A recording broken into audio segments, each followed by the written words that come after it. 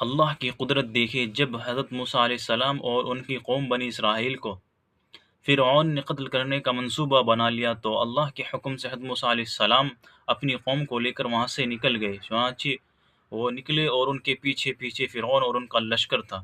حضرت موسیٰ علیہ السلام دریا کے کنارے پہنچے، جس کو دریائے نیل کہا جاتا ہے۔ وہ جسے دریا کے پاس پہنچے تو ان کی قوم نے کہا کہ موسیٰ پیچھے فرعون ہے اور اس کا لشکر ہے، آپ نے تو ہمیں ہلاک و برباد کر دیا، آپ نے تو ہم کو ہلاکت میں ڈال دیا۔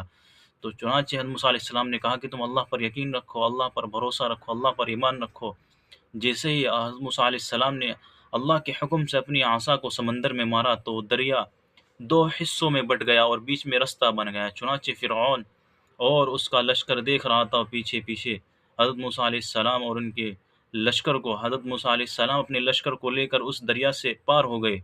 اب جیسے ہی وہ فرعون اور اس کا لشکر اس دریا میں داخل ہوتا ہے، اس دریا کے اندر گھستا ہے، تو بیچ میں جیسے ہی پہنچتے ہیں تو اللہ کے حکم سے وہ دریا آپس میں مل جاتا ہے اور فرعون اور اس کا لشکر بالکل تباہ و برباد غرق ہو جاتا ہے۔ دیکھیں میرے اللہ کی قدرت، میرے اللہ کی طاقت، کتنی زبردست طاقت ہے۔